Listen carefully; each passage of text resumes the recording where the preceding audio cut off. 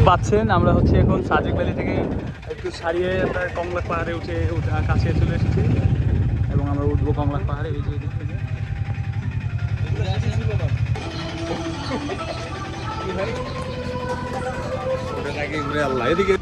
ভাই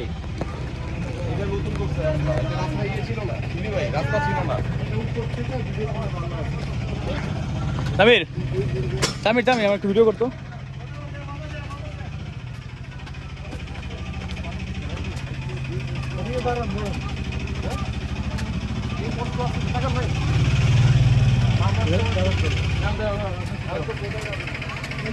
হচ্ছে হচ্ছে তো যা তো আমরা এখন কংলাক পাহাড়ে উঠছি।